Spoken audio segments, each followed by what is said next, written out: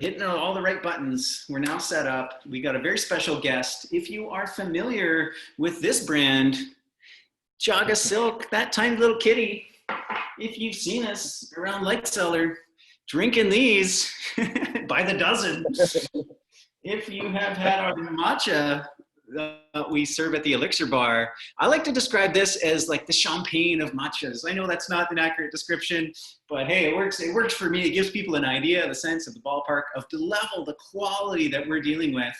This is Mr. T, Jared Nyberg. Mr. T. Yeah. Oh my goodness. Have you ever gotten that one before, Mr. T? What an introduction. No, I've never been called Mr. T. That's hilarious. Well, I love it when a plan comes together. It's great. Right on. Well, the other way I like to describe you or introduce you as I'm talking to people is like, these guys, they're like, there's like tea snobs.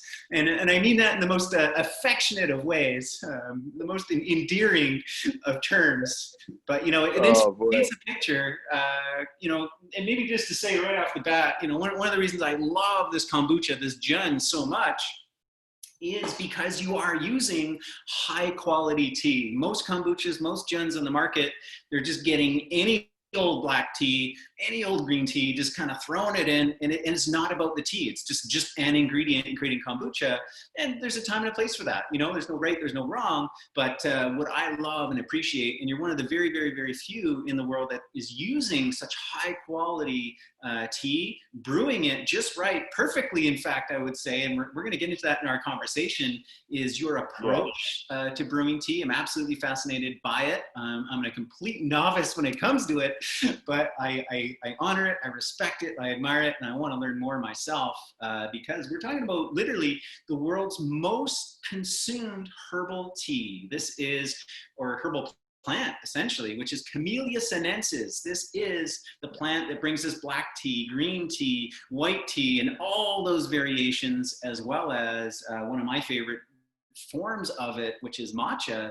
So if you're just joining us, this is going to be a great conversation. We did an interview on Jared's channel, Jaga Vision, and we have a lot of fun. We're bringing all the kind of parallels and comparisons to tea and to chocolate.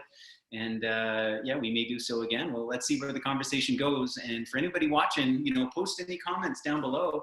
We're going to have some fun here. And if you want to pull out your matchas and your teas and join along as we make a few cups to enjoy, I'm looking forward to it. Yes, you got your little your bamboo whisk ready. We're ready to rock, man. Yeah, no, episode 16 is, I think, the one you were on. If they want to check it out on youtube.com/JagaSilk. You can definitely check out that episode. It was tons of fun having you on the show. Really appreciated having you there, man. That was some really memorable conversation, and it went down the deep end into chocolate there. That was really fun. And connected. Yeah, what we realized is that there's so many parallels, right? When you get deeply into a food, you start thinking about the different varietals. You start thinking about, you know, the terroir and the landscape and the seasons, and really that is all, you know, you're brought to that place through flavor. Yeah, and I think that's what a meaningful industry that I think we get to participate in because of that. You know, we get to, you know, when we talk about experiencing flavor, I think that when we can focus on that moment and we can get into these really, you know, there's like the quote unquote snobby element, the foodie element. But there's a really meaningful, deep element to it as well. When you find these sophisticated flavors, when you find these beautiful experiences, and you connect that to place, you connect that to terroir, you connect that to amazing craftsmanship, and you tell a story, and you experience that story when you're consuming it or when you're experiencing it. I think it's such a meaningful thing to be a part of. And I mean, for the kombucha that you just brought up, the Jun.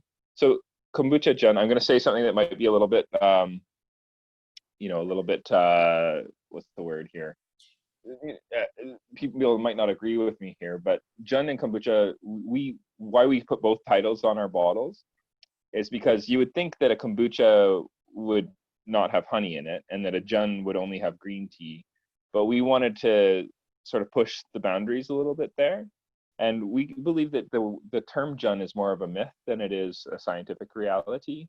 that you can actually generally encourage a SCOBY to enjoy lots of different types of sugars. You can brew with maple syrup, you can brew with coconut sugar, you can brew with so many different types of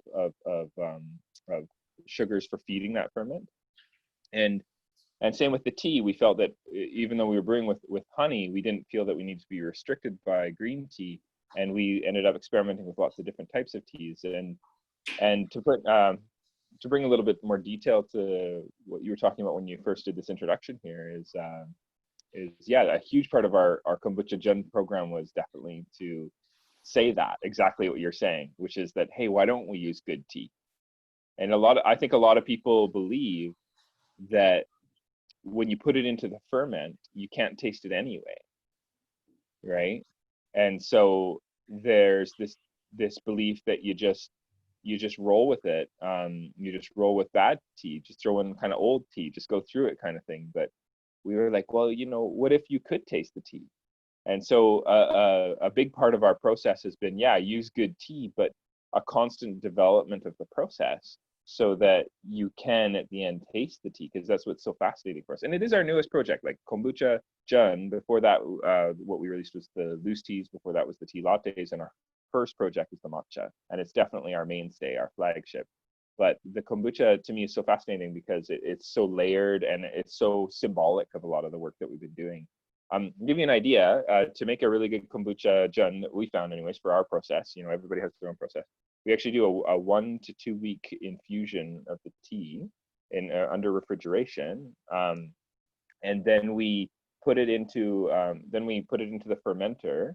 We add the SCOBY, the honey, we dilute what we've made, and we start a ferment that goes for a week to 21 days, and then from there we transfer it into a lagering tank. We used to do this by hand. We used to put it, siphon it into these corny kegs, and we put them into the refrigerator, and we would chill them for at least 3 days. And what that did is we've learned that actually does a cold crash, which drops the yeast and really cleans it up. And then at the end, we finish, after we've had that cold crash, we blow off the yeast and we bottle that.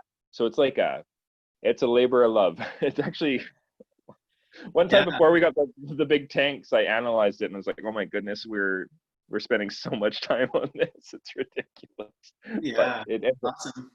Well, it comes through. It comes through, and it's very much well enjoyed here. And yeah, I just want to unpack a couple things that you said. First of all, of that idea of flavor, and love how you really brought meaning to it. That's exactly what you said, and that's the opportunity that we have through flavor, is to really go into the meaning of every step of the process. And I love how you have a deep connection with the people that grow the tea. You've got not only a connection with the plant, but the people that grow it, and you're working directly with them, bringing over such a high quality, and supporting them versus working through these big kind of brokering houses of kind of warehouses of tea, where it's a commodity, right? And I think that's the biggest kind of wrong turn we took with our food system, was like the big commodification, where food literally just becomes an object, including cattle and chickens and all these things, but most especially with tea and with chocolate. So it's honoring the plant, and it's honoring the people, and it's honoring the process, really getting back to this whole idea of craft. And you do it well, and it's true. It's one of those challenges in business, is to be a craftsman, be committed to the integrity of process, like you say, but then try and maintain those efficiencies for kind of economy of scale. And you and I were still on a very small scale when it comes to business, and that quality shines through. So thank you for that. Thank you. It's interesting, because I think spending all that time developing the program, I feel like only recently have we hit a place where, in terms of business efficiencies with our Kombucha Jun, it's actually started to make sense, and that's through a little bit of investment in technology and getting these bigger tanks, and using, we built a DIY bottling system, and finally that's actually making sense for us. And it is, and on your note there on working with farmers, it's a very gratifying, intangible that really keeps things going. You know, they talk about sustainability in business, and I think that a lot of times they talk about how businesses fail in 3 to 5 years as an average, or sorry, no, if you can make it through the first 3 to 5 years, then I think you're like beating out 85% of businesses or something like that. I can't remember what the data on it, but basically a lot of businesses fail very quickly, and some of it is because of inefficiencies. I would assume that a lot of it is also due to maybe a lack of capital, or just the idea didn't pick up fast enough for it to make sense. But I think there's also a meaning component. People will be doing it, and then they'll be like, wow, you know, like this is actually not that important. You know, it's something that I started because I wanted my own business, but I didn't really look at that sort of sustainability from a meaningfulness perspective. And I think that's been really important to us from day one, is that we have to want to get up in the morning. We have to want to be doing this. And, you know, it's not all just roses and fun, you know, it's definitely, there's a gritty, hard work, doing stuff you don't want to do part to it for sure. But there's got to be some give back too, right? You got to be able to go like, okay, I'm doing this because it's a labor of love. It's something I really want to do. And it's really cool when we handed like some Jun or kombucha to the farmers using the tea that they grew, and then they get to drink this, you know, or like when we've milled matcha at home or at our shop, it's basically my home. And we bring it to the farmers and they drink it, and just to see them experience that, like kind of this full loop, it's quite an interesting. Yeah, totally, man. I'm just thinking of all the chocolate parallels. Again, the first thing you'd mentioned was this idea that you really wanted to highlight tea as a key ingredient and therefore flavor in the gin making process. And you know what you had said is how most of the industry does it. It's just let's just use up the tea, let's just throw it in. You know, the same as within chocolate, right? They're using just, you know, whatever beans, you know, commodity beans. They don't care where they come from, don't care how they were grown, don't care how, you know, someone was paid or the love that did or didn't go into it, because it's just an ingredient, and they're just looking for this kind of, you know, end, let's call it chocolate, you know, that obviously that's a very obvious flavor, but like chocolate brownie kind of standardized flavor. And I love the craft movement that's coming out, you know, in chocolate, in beer, in tea, that really is seeking out all these different unique flavors. And the whole process becomes about how can we maintain or enhance or really kind of feature the variety of flavors. And yeah, the chocolate tea comparisons will continue. I'm certain that they will. You know, one thing that's really interesting me recently is finish firing. And in tea, that's the words that we use for this kind of minimal roast that happens to them at the very end. So that Maillard reaction, the caramelization of sugars, you know, human beings love the smell of toast cooking. It's really or cooking sugar on a stove. And I think that's such a fascinating and alluring part of chocolate, is that smell of the roasting cacao bean. But with tea, not many people associate the Maillard reaction with tea or cooking the tea, but there's this process that it looks like a lot like a coffee roaster, and at the end there's a very careful roast curve that's developed to draw out unique and interesting flavors from each cultivar, the type of tea, and to really bring that forward. And I'm just so fascinated by this idea of, you know, like if I use this cultivar, then I'm going to use this temperature. If I use this cultivar, I'm going to use that temperature. And how fast I heat up the drum that I'm roasting it in is gonna you know, play a role. And I really want to bring in my own little tea roaster and start experimenting with that. But I assume that you're roasting chocolate on premises because you bring it in raw, right? You bring in the bean raw. Like how has this process worked for you, if you don't mind me asking a question? Oh yeah, for sure, absolutely. So I'll even take it a step back, and you know, apart from, you know, variety and terroir and everything, the first most important step that happens is actually in the fermentation. That's really where the beginning of flavor development happens, and the chocolate industry is still kind of young in this exploration. Again, a lot of it, even people who are, you know, taking the time to source special beans, you know, from certain origins, so, and, you know, have their whole process thereafter. It's the final frontier, actually, for chocolate makers to really explore. So last time I was in Ecuador, I visited a farm.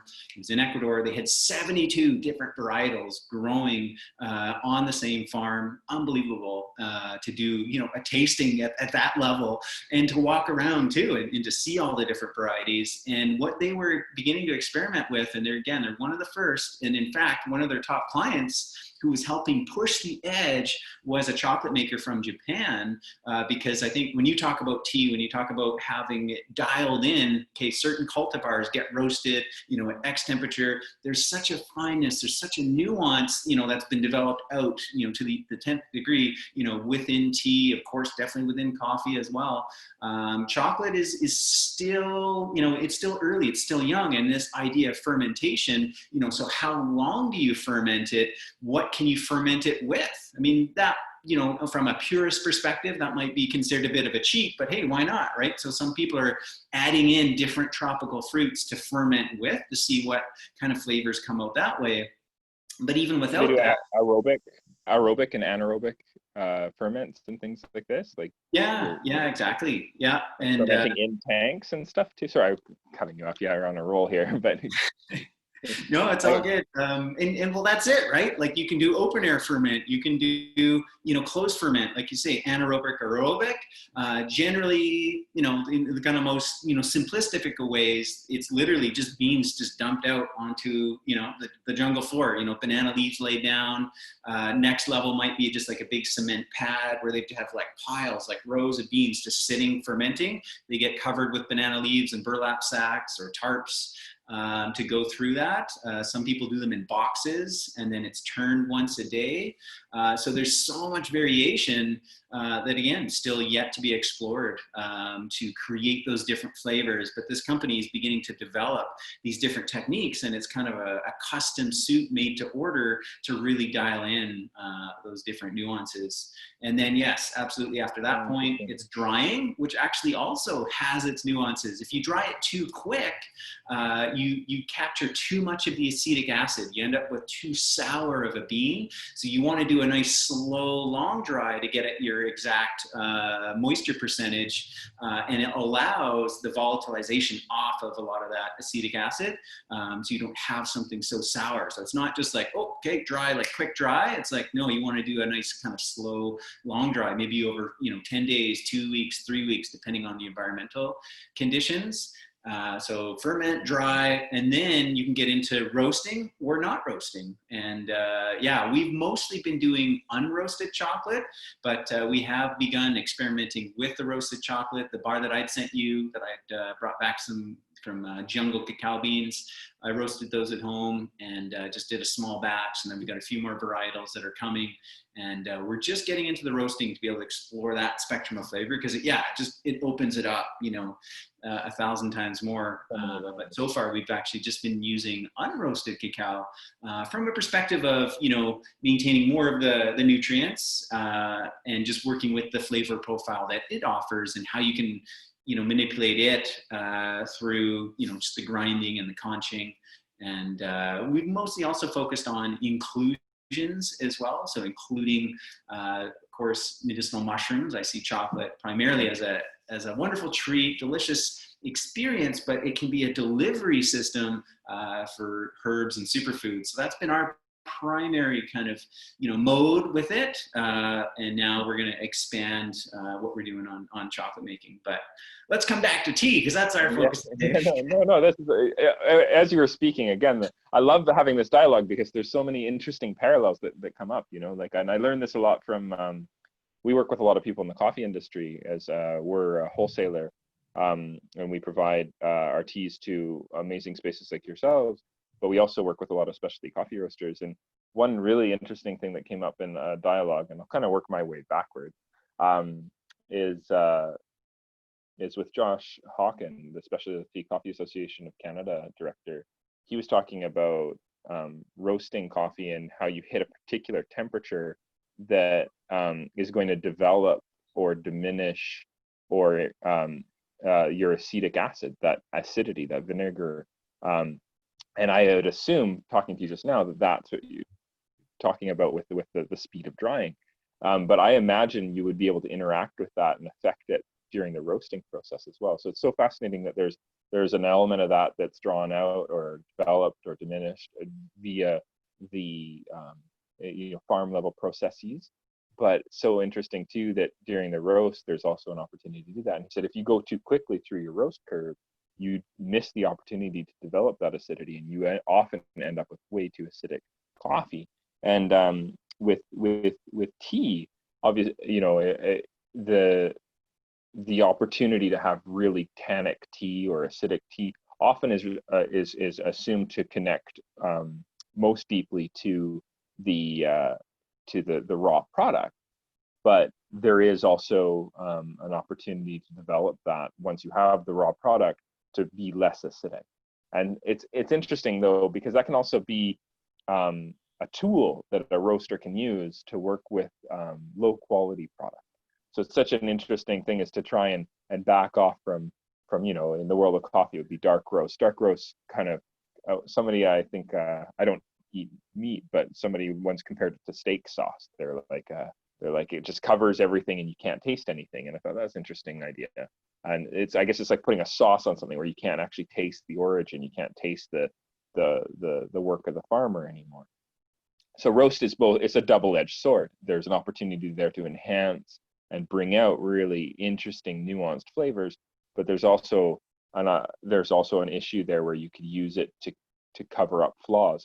And maybe that's a benefit, You could look at growing tea, processing tea, roasting tea as an opportunity to curate flavors that you personally enjoy and how they interact. Then at the end of the day, a further part of that curation is the water that you use and how that's going to interact with the volatile oils and flavor compounds in your tea to draw out interesting, beautiful flavors.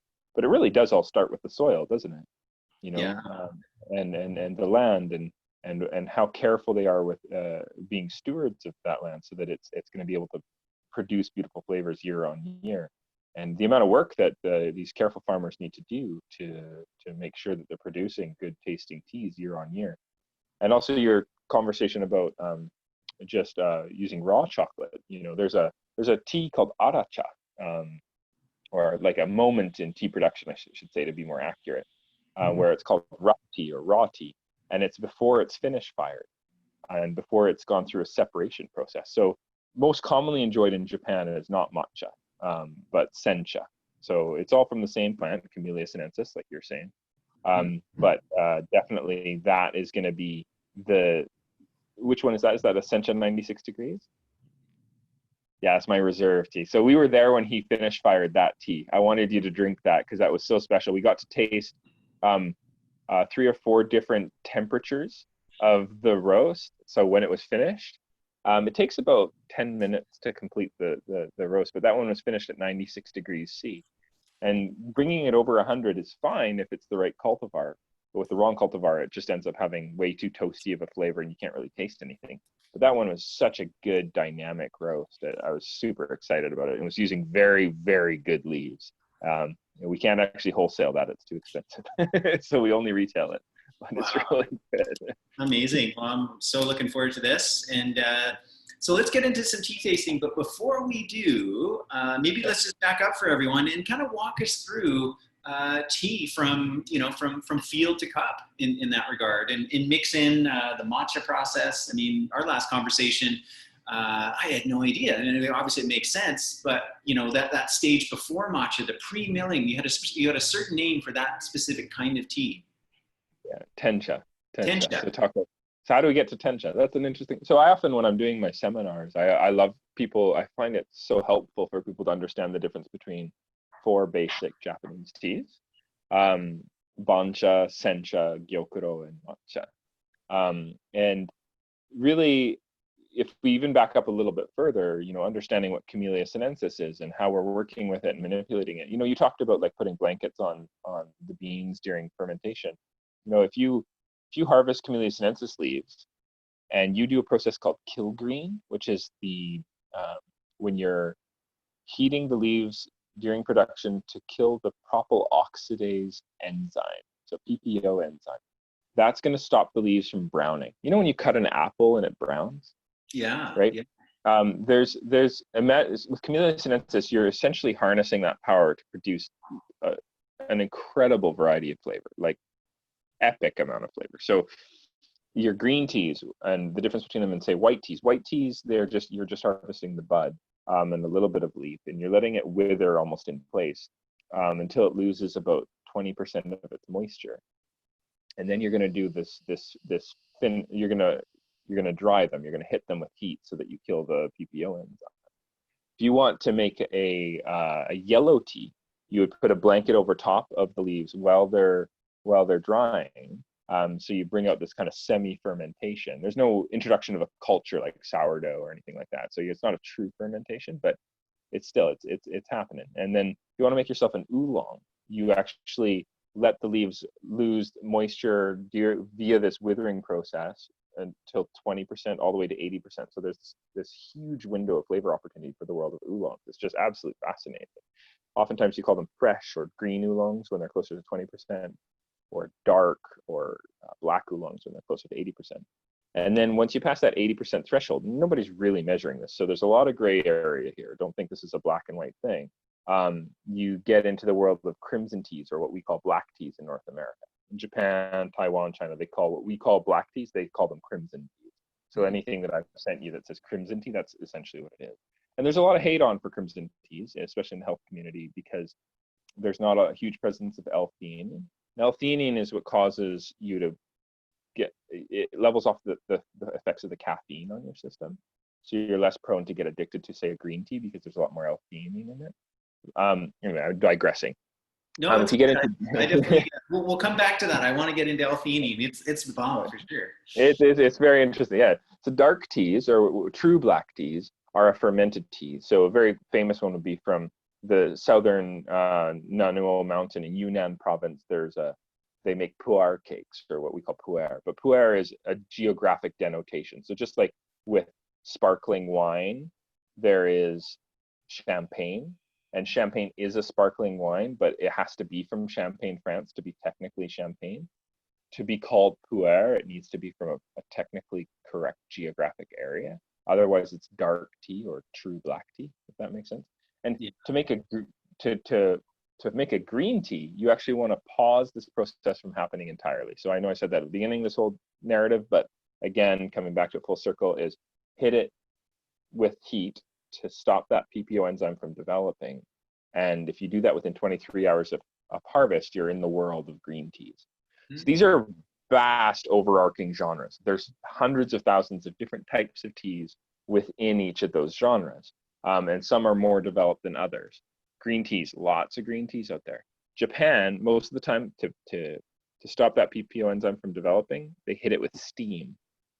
And that's gonna bring out that spinach-like flavor dynamic that we often associate with Japanese greens. And Camellia sinensis is an evergreen plant, so it's not going to lose its leaves in the winter, right? It's not deciduous. So you're gonna find that the leaves develop, and if you're going to process developed leaves into a finished tea, going through a factory that's meant for sencha, etc., you're going to be producing bancha. So you could say bancha is from the evergreen leaves. If you want to just pick the young leaves that appear after the winter dormancy, that's the first flush, or they call it ichibancha in Japan, #1 tea. There's also nibancha, or second flush in Japan, that appears in the summertime.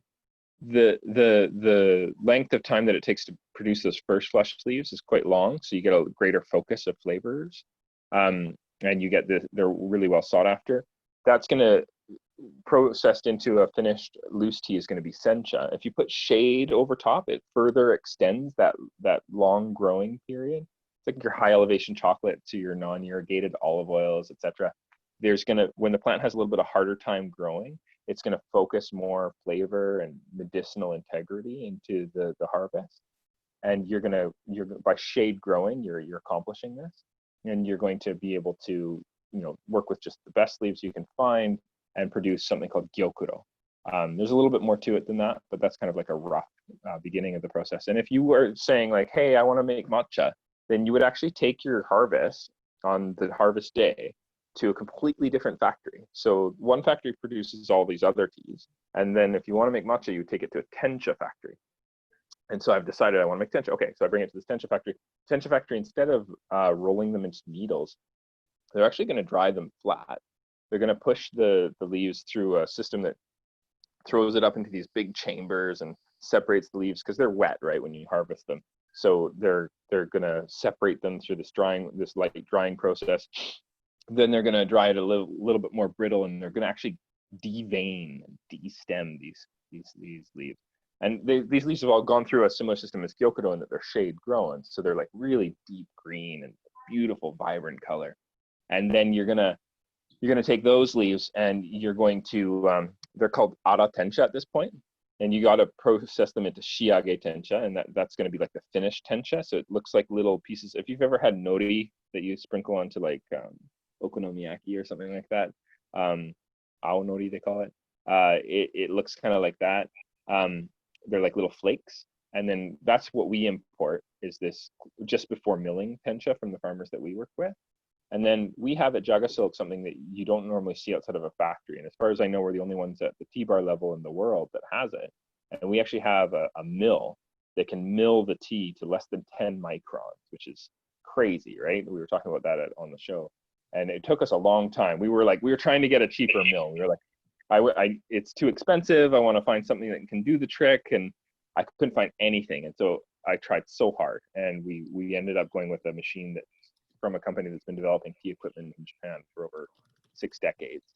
And it's amazing. It's chilled. There's titanium plating on them so that they don't overheat. It has a chilling system. And anyway, we get to under 10 microns. And I think the proof is in the pudding, of course, or in the tea. And I think you end up tasting, it's been so interesting to mill tea too. So anyway, we're taking tencha and we're milling it into matcha. And we put the mill date on all of our packages too, because we're huge proponents of transparency. There's my super long monologue. So that was great. Yeah, and actually, we were talking about again, there was that other parallel of like chocolate grind, like milling to basically take it down to that micron. And I did a bit of research, and like European chocolate is known to be very fine, very smooth, because again, they're taking it down to such a small micron that your taste buds can't detect any level of graininess. A certain amount of chocolates, like American craft chocolate, not quite as fine. Mexican drinking chocolate is actually quite coarse. And I learned this, that the Japanese, their chocolate, they take it to the 10th degree. It's like the finest, the smoothest chocolate of all chocolate in the world is generally coming from Japan. And what an amazing fact. I didn't know that at a tea bar level, you're the only one in the world milling your own fresh matcha. My caveat is that we're aware of. You're aware of. Okay, yeah, for sure. I'm sure it's possible that it's happening. We just, we learn all sorts of times that we're like, oh, we think we're doing something really unique. And you know what? Just how human beings work. We all come up with the same great idea at the same time, right? So yeah, it's true. So yeah. Anyways, you're in that first wave. Anyways, one of the first 100 monkeys. Perhaps, yeah. Yeah. Well, and I think that's really what creates the quality. So here at Light Cellar, we do have the matcha available, and I love it. You have like mill dates right on the package, right? So this one here was fresh milled June 15th. Same with this one here as well. And tell us a little bit about the reason that you suggest, fridge unopened, and then as soon as you open it, room temperature. Am I correct on that? Yeah, that's right. Yeah, we suggest refrigerate it, and you're one of the few retailers that keeps it in the fridge, and I really appreciate that. It does a lot for elongating the quality of the product. Farmers are going to keep their tencha, their matcha in the fridge or freezer. And then before they open it, they're going to bring it back to room temperature, and then they're going to never put it back into the fridge. And the reason why they wouldn't put it back into the fridge after they've opened it is there's just going to be too much opportunity for moisture to build up. And we often say that there's 5 ways to destroy your tea really, really, really nicely. One is moisture, one is temperature, right? Like heat. Like there's 4% moisture left in those leaves, but if you left it on top of a hot water heater or on top of your fridge or above your oven, in the cupboard above your oven, you're going to cook off those volatile oils that give us such interesting flavors.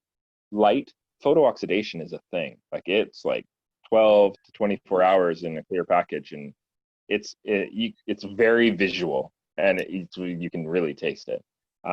Another is oxygen, right? Oxygen just does a lot of damage to things in general. You know, it's a great tool for developing flavor, but when you're at a place where you're happy with the flavor that you have, oxygen then becomes a little bit of a nemesis. And then the last is going to be strong odors, right? Like if you put it with stuff that's really, really pungent. You look at that fine powder there. It's actually great for pulling aromatics out of your fridge. If you're going to put an old matcha tin into the fridge and do this on purpose, you could remove some of the unfortunate smells that might be in your fridge. So, and that it's going to make a huge difference for flavor. And on an anecdotal level, when we taste the matcha closer to the mill date, and this mill date is so important, within about 3 months, really right away, it's awesome. Like I cannot find anything better than just milling it and drinking it that moment. But if I'm gonna mill it and have it pre-milled, which is the state of things for matcha, then I find that if I drink it within 3 months, I can still taste that umami, that really nice, rich, proteiny, brothy back note. But I find that after 3 months, that starts to deteriorate, and I don't have that there. I still have interesting aromatics and interesting flavors, but I lose that richness. And after about 9 or 10 months, I find that it's just nothing's really there anymore. It's just, you know, when things oxidize, they have this kind of hyper acidity. There's like an old hay kind of flavor that starts to develop, and a really extreme drop in that flavor complexity for sure. Yeah. Okay, I want to show folks the color here. Hopefully that's coming through. Just unbelievably like vibrant green, just incredible. You can sense the quality. You can see it. You can taste it. You can feel it. It's incredible. All right, should we get into drinking some matcha? You want to lead us through kind of the pro approach? Well, it's our approach. You know, there's so many different approaches. Musha no koji, ura senke, omote senke are very famous tea ceremony techniques. What we're doing is definitely a food service approach. We try to keep and maintain respect for the tea though while we're doing it. So we've had some really good encouragement from tea ceremony teachers for what we're doing. But I want to make sure that everybody knows that this is not tea ceremony per se. It's just a really a simple way to, or maybe not so simple, but sort of simple way to enjoy tea at home.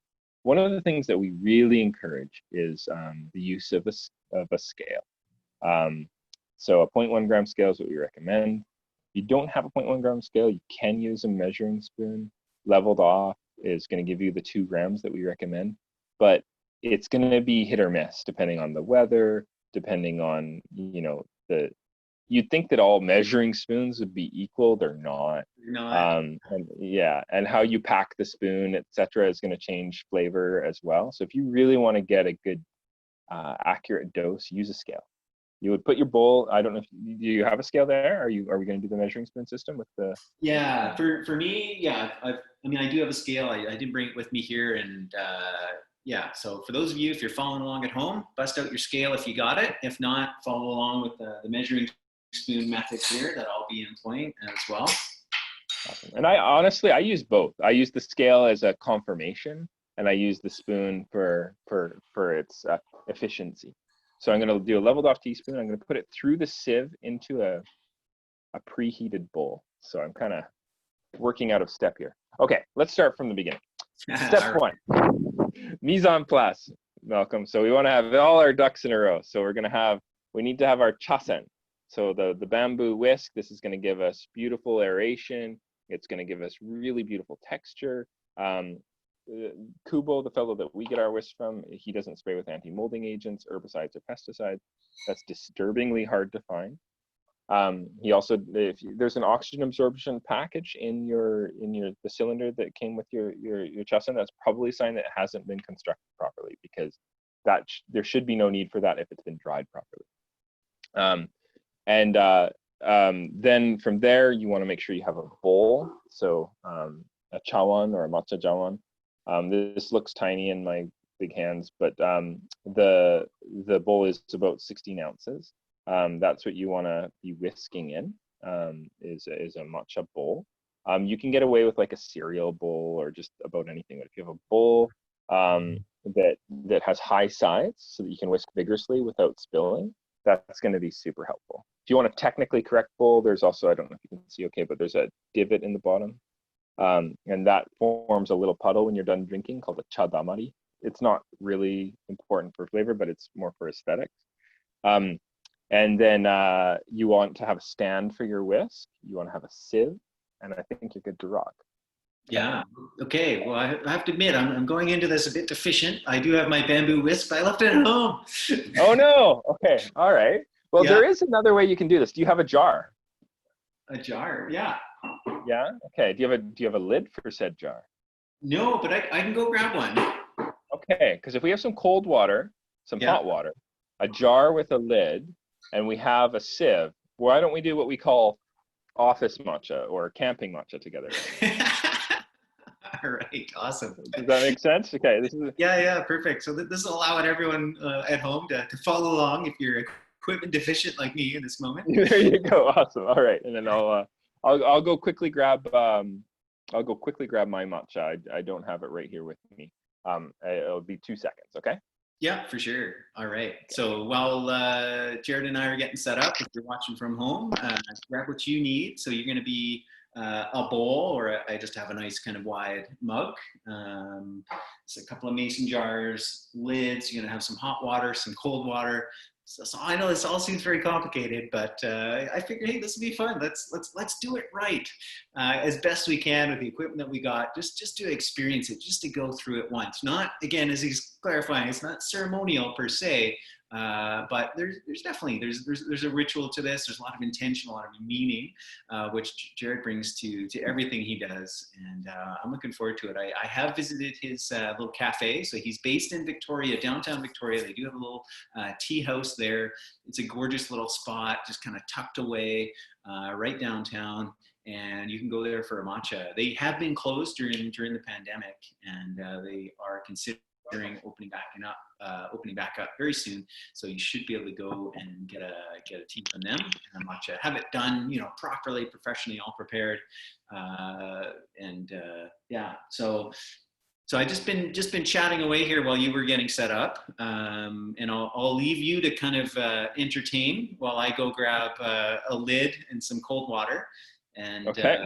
yeah, so share whatever you want. Maybe you can share like how you got into this, or the evolution of the tea house, or you can share us some more like tea facts, whatever you want. I'll just be back in 2 minutes. I'm gonna grab cold water and a lid and a strainer, so I'm all prepped and ready to go.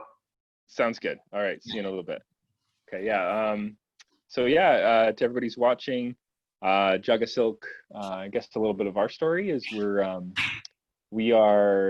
we've existed since 2005.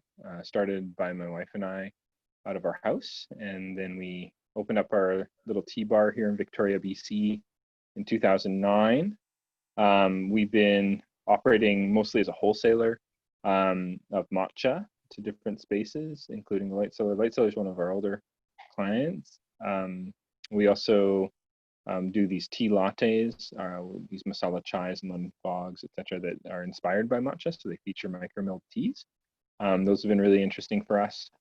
Early on, we decided that we really wanted to focus on this more farm direct approach.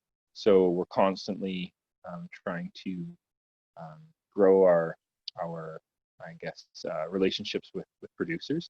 So it's been really interesting with spice farmers and tea growers and understanding that. We're also really inspired by not only the amazing health food industry, but by the coffee industry and cheese and wine and chocolate. And we just love this whole idea of really enjoying flavor, and been really trying to understand, I guess, how that interacts with medicine, as it is the medicine and the medicinal power of plants that really got us into matcha in the first place.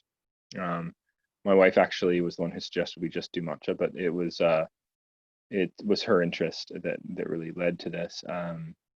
She is really into herbal healing, and when we were asked if we had access to matcha early on, She just didn't understand why anybody would be interested in it. This was again 15 years ago, and it ended up that that there was quite an interest, and we did some research, and we got really fascinated by what was possible, what it does for your system. I don't know who's watching is aware of all the powerful things that that green tea does for you, but it's useful to note that matcha, when you ingest it, you get something like 120 times more antioxidants than regular green tea. That's just like steeped.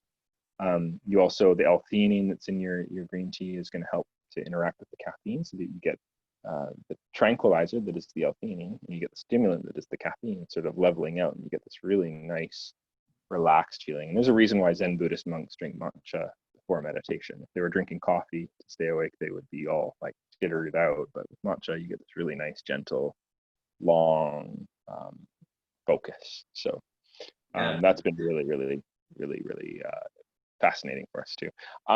Malcolm, on that L-theanine for sure.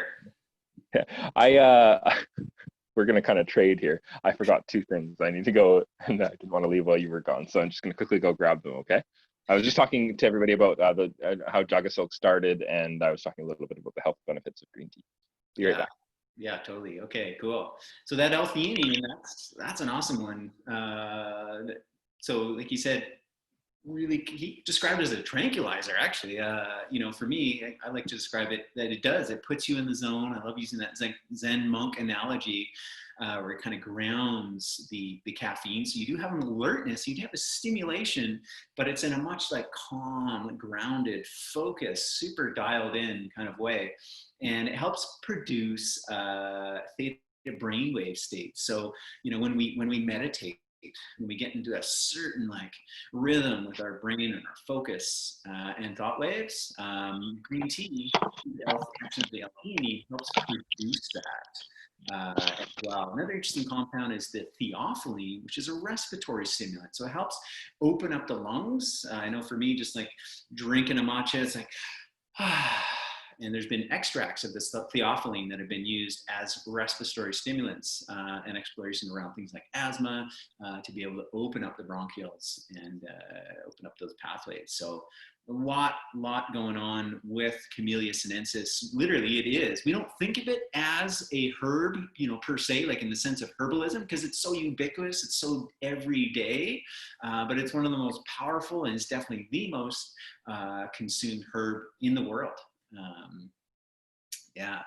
Okay, looks like we're all set up. Hopefully you at home are set up as well, ready to go and follow along. So lead us, Mr. T.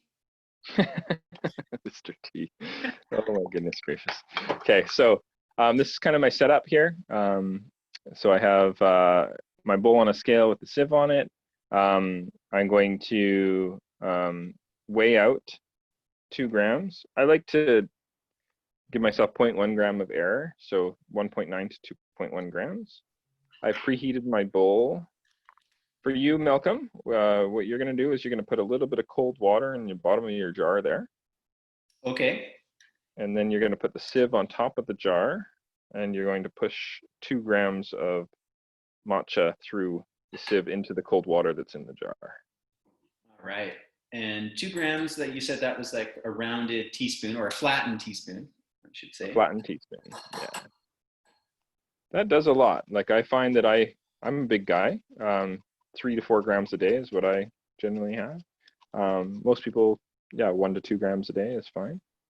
2 grams is kind of a nice starting point, and see how it makes you feel. If you can handle a little bit more, or if you need it a little bit less, it's really easy to control.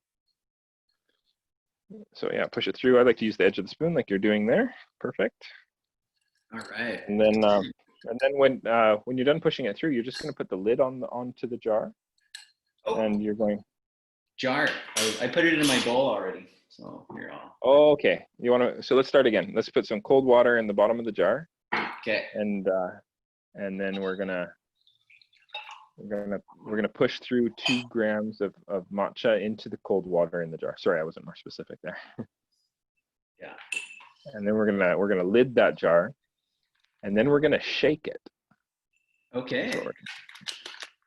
And the strainer obviously really helps get out those little clumps where it might have been clumping. So I'm seeing the benefit already to doing this. Oh, It makes a big difference. You know, I would obviously prefer not to use it as it's easier not to, but it makes such a profound difference to use it that we just recommend it every time. And that's Okay. why we do so you lit it, you're gonna shake it. Then on my end, you're gonna shake for about 15 seconds there. For my end, I'm going to put on 90 grams of water. All right, so there it is. There's my little bit of water. There's the matcha through a Nice. screener, and now And shook up. now you could drink it, sip it like you could add a little bit of cold water to taste. I would often just fill that up with hot water, and I would have it as a like a what we call matcha sipping tea. Many people like to fill it up with some hot oat milk or milk of choice, and have it as a really quick matcha latte. You can fill it up with be careful with this, but sparkling water. It will kind of like over foam, but it's really good over like a like tonic water. It's a fantastic summer drink that way. Lots of different ways you can work with it. But yeah, it's a really easy, simple way to work with matcha is to just shake it in a jar of cold water. A warning to the viewers though, that if you were to try this with hot water, your jar will explode. Right. That's science. So don't do that. Use cold water. If you want it hot, use cold to start, and then once you're done mixing it this way, then you can add hot water after. Yeah, and I highly recommend what I'm doing at this stage. I'm smelling it. It's incredible. Yeah, right? It's Isn't it nice? wow. Yeah. And it's amazing how much comes out just with that cold water. So what I'm doing over here is I put in 2 grams of tea through the sieve. I've added 90 grams of water, and then I'm whisking by doing about 3 seconds of gathering in, whisking for 5 seconds, and then I'm developing the froth for about 7 seconds. Sorry, my setup today isn't as nice as I like it to be, but Oh, it's all good. And I learned this trick from Jared as well. If you know, so he gets very specific about the temperature and the weight as well, as you heard. If you've just boiled up the water, what you can do to get it to the right perfect temperature, and I know this would also apply to some of these other teas that you've sent me when you want that right temperature water, is to transfer hot water from cup to cup. And you had a certain kind of method that you had done that got it just perfect. Yeah, basically you want to, like, for example, if you're going to make that sencha 96 degrees that we got you, that one is 70 degrees centigrade water temperature. And that's the hottest temperature of water you want to work with for a matcha as well. So it's a good temperature to think about. Boiling water, depending on where you are, you're in the mountains, so you're going to be a little under 100. But if you're closer to the water, then 100 degrees centigrade. And well, I say closer to the ocean, sorry. And when you put hot water into a room temperature vessel, it can't be a hot vessel. You're going to drop 10 degrees centigrade. So what I like to do is, you got to preheat your bowl anyway. So drop some boiling water into your bowl, and then pour from there into, say, a measuring cup, so you can figure out roughly what your volume is going to be. Say if it's 90 mils. I like to weigh that on a scale too. 90 mils is 90 grams, so it's really useful. And then I pour that into a random cup in my cupboard, and then I have 70 degrees centigrade. And really, that's the hottest I want it. Getting closer to 60 is even more ideal. So I just prepare the water first, and then I get out my equipment and I get it ready. And then by the time I'm ready to work with the water, it's cooled even further, and it's closer to that ideal temperature for when I'm working with matcha. If I was making a sencha, I would pour the boiling water into the teapot. Then I would pour from there into, say, the decanter or a random jar that I'm going to pour my tea into to finish the extraction. You don't want to keep water on the tea leaves because otherwise you have no control over the extraction. And you can also use the same water to preheat your tea cups. And then you've dropped it to 70. And then you can put all that water on top of the tea that you've now placed inside of the teapot. And you're good to roll. So you got to preheat everything anyways, or you should, for thermal stability. So you can just use that water to brew with if you plan strategically. Yeah, cool. All right, so I added my 90 mils, 90 grams, and Awesome. Here we go. There we go. It's nice with cold water too, eh? I don't know if you You should give it a go. Warm. I mix cold and hot together to get that nice balance. Doesn't that work nice? Oh, it's incredible. And what I love about it, it has a texture. It's got it's got substance that's just incredible. It's like drinking velvet, you know. It's like it's so yeah, nice. It's just like, wow. I totally get that. That's a great. That's a great way of talking about it. It is like drinking velvet. We got a really good mouthfeel. I don't know, which one are you drinking right now? Yeah, really good question. The Okumadori Fukada. Okay, there you go. So that's one of our what we call our cafe standards. Those are ones that allow cafes we work with to sell their lattes for $5.50 to $6.50. But there's another one I sent you, the Okumidori First Flush, I think. Right. Yeah, and I'm just trying to remember because I grabbed a whole bunch of stuff of it. I was like, I didn't really choose selectively. I just grabbed whatever. My favorite is the Okumidori First Flush. So it's in the box we sent your way. So yeah. Okay. Is it that one? Yeah, that's the one. Yeah. Right. You should totally do a side by side. You should compare those two. What's really interesting is that the Okumidori by Fujioka, they're both by Fujioka. One is from the Fukada micro lot. The cultivar, or the cultivated variety, is the Okumidori cultivar. Okay. It's from the Fukada micro lot on the Fujioka farm. But the other one that I really like is from the Okuda micro lot. So actually this year we're going to have an Okumidori series where we'll have the same cultivar, but from 3 different micro lots. So there'll be the Okuda, the Fukada, and there's going to be another one called Shimoyama. So you'll be able to taste Okumidori from 3 different micro lots from the same farmer and taste how the micro region had such a profound impact on end flavor, even from the same farm. Cool. Okay, so I'm going to do the side-by-side for sure. And amazing. Yeah, I'm looking forward to that. I'm going to be jazzed this morning. I'm going to be so productive. You're going to feel so good. You're going to be like, they'll be like, Malcolm, wow. I don't understand a word you're saying. You got to slow down.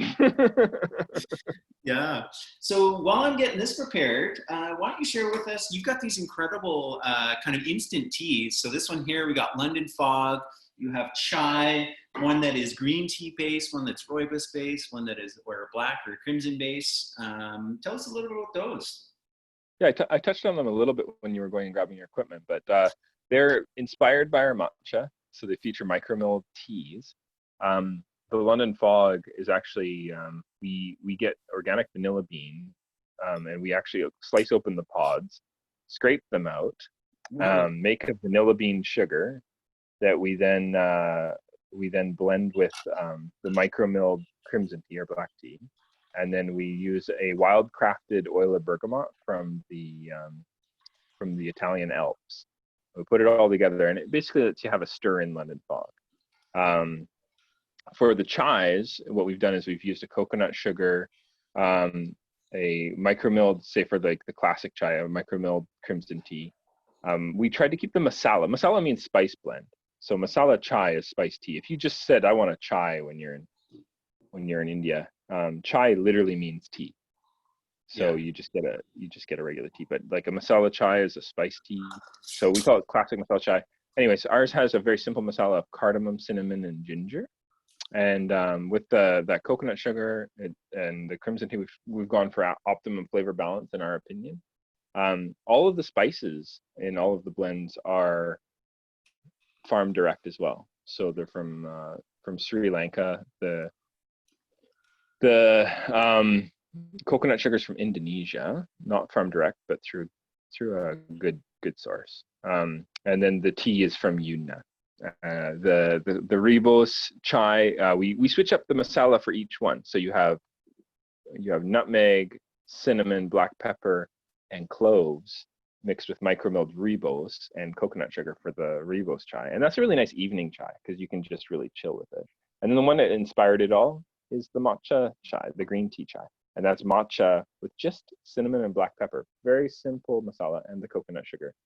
We always put in some coconut sugar. Some people are like, hey, why do you put sugar in your chais? And we're like, well, it's not technically a chai without it.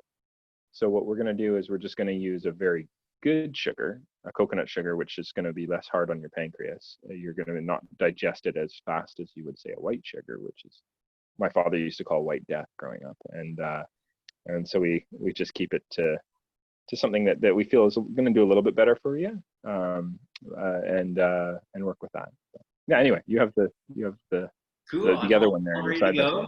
There we are. You can see. So on the left is the Okumidori, that first flush, like you said, and it does. I can tell. I don't know if you can hear, but it's definitely got just a slight level up on kind of its vibrancy of green. Cool. And different aromatic too, right? Yeah, super aromatic, like fresh peas, spinach kind of aromas coming. Nice. And again, wow. Woo, yeah. Woo, so good. I love this. I get so blown I away. just want that moment for a little commercial for JagaSilk. Woo, woo, woo. So great. I get so blown away, like just by the texture alone. Yeah. I would wager that probably most people thin their matcha out too much, right? Like you're doing a teaspoon for 90 mils. So that does make it quite concentrated. Whereas, can you believe this is called usucha in Japanese, thin tea, this way of making it. right. There's actually a style called koicha, which is you use for that same 2 grams of tea, you use only 15 mils of water. Whoa. It's the texture of thick paint, and you do little tiny sips, and then you finish it off with making it into usucha. You know, I really like this way of drinking it, like comparison. When you weigh everything, you get a lot more confidence that the differences that you're tasting are that of the different matchas rather than different technique. Right. Yeah. Oh, this is incredible. So there is a noticeable difference between the two, and they're both incredible, both amazing. Like I really, I almost hesitate to kind of highlight the differences because this one is already triple gold standard, like everything you've talked about in terms of quality. It's unbelievable. And then this carry anything we're not proud of. Yeah, and this one just, whoa, it just takes it to the next level. It's dialed up in terms of flavor, like just the robustness, like it actually, like you get the velvet, but then there's this explosion of flavor in your mouth that, it's hitting the sides, it's hitting the back, it's just kind of circling around, it's lingering. I'm just in matcha heaven right now. That one just goes on and on and on. And one of the issues with opening up too, of course, is that, you have a team, you can go through it. But if you were doing this at home, you really want to, once you've opened it, you want to go through it within 3 weeks. Otherwise, that deterioration we were talking about with the umami, you start to taste it, like once you've opened it. And I think with tea, it's so unfortunate that we just we open the tea and then we open the next tea and the next tea and the next tea, and all these new teas that we bring into our lives, we keep opening them and not finishing them. And I like to compare that to wine. Can you imagine if we did that with wine? If we just opened up every bottle we got in and we just want to taste it, and we just opened up every single bottle, there'd be some flavor compromising happening for sure. And that is what happens with tea is every time we open it, there's a slim window of opportunity for ideal flavors that does leave us fairly quickly. About 2 to 3 weeks for matcha, about 3 to 4 weeks for most loose tea. Before, even in fairly good storage conditions, it's going to get affected. You need it heat sealed, right, in a bag that's actually been heat sealed, and you need it stored really carefully for it to last decently. But every time you open it up, even if you heat seal it again, there's going to be some oxygen that gets in. There's going to be some quickening of that deterioration that otherwise would not happen. So good to remember. But what a go through these. Sorry? Said, what a great analogy. I'm going to forever remember that, like considering it like a bottle of wine. You would never do that. You're like, oh yeah, just put that back in the cellar. That was nice. That was really good. I'll have that in a few years and see what it's like. Or you open that up like now, you're like, oh, that's really good. And then 2 years later, you go to drink it again. You're like, it's just not what I remember. And that happens a lot with tea. And so a lot of times people's favorite tea is Earl Grey because it's scented. It's nothing to do with Camellia sinensis. It's an essential oil. And, it's very calming. It's a beautiful essential oil of bergamot, but it's definitely not representative of the craftsmanship of the farm. And when you store your teas well and you're careful to go through them when you open them fairly quickly, and you know what year they were harvested. Tea is a perishable good, but rarely do we know harvest dates. Harvest dates are so important. I could say fresh all day. This is fresh, that's fresh, this is fresh, that's fresh. But without transparency, how do you really know, right? Like, it's fresh when I sell it to my retail customer, but when they bring it home and they stare at it for 3 years and then open it, it is no longer fresh. Yeah. Right. And they might have all the good intentions in the world, but if they're just not, if that awareness isn't there yet, then they're going to have an unpleasant experience. And I hope that they can do some research and they go, oh, okay, that's because it was, it's 2020. This was from 2014. It makes sense, right? And it was opened in 2014, so it's not going to taste good anymore. So what do you do with your old teas? You can make herbal tea baths. You can bathe in them. They're great for your compost. They're great for your soil but don't put them directly on. I've had people take their matcha and put it directly onto their plants. Don't do that. It will kill them. You need to compost it first before you work with it. But it is great to throw into your compost. So, there's lots of great uses for old tea, but consuming them isn't one of my recommendations. It's not like it's going to hurt you. It's just not going to be as medicinally vibrant nor as flavor interesting. You know what I'm saying? Yeah, no, totally. And this has got to be experiential. The average person, going to Starbucks, getting a matcha latte, that's one level of experience. And this is actually, it's not even a level, it's a new dimension. And once you begin to experience this level, this quality, it opens it up, and that contrast becomes so stark. And now you have a new reference point. Definitely. And I always tell people to just, do a comparison, try and keep it empirical, do a side-by-side if you can of say like a fresh tea versus an old tea, or temperature, being careful with temperature versus not being careful with temperature, or that kind of thing. And if you can't taste the difference, why bother, really? If you don't feel the difference, what's the point? But if you can taste the difference or you can feel the difference, then it makes sense to make some changes. That's what I say. And then it's that life is very, unfortunately, we are the only, it's a very individual experience. We are a community of humans, but there's also just the way that we interact with food and drink.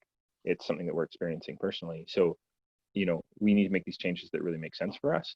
But I would hazard that most people can definitely, if they did a side by side, can taste the difference between a 2 or 3 year old tea versus a fresh tea they just opened. It's actually fairly mind boggling. That's assuming the tea that they're comparing it to is actually fresh. So you do need to have that data. You need to know. It might not be on the package, so you might need to ask your tea vendor. But what is the harvest year? Yeah, right? It's important. That I once read that the average tea in the supermarket is 7 years old. Yeah, because tea moves through all these different warehouses, and every time it moves to a new warehouse, it's given a new expiry date, 2 years from receipt. Nothing to do with the harvest.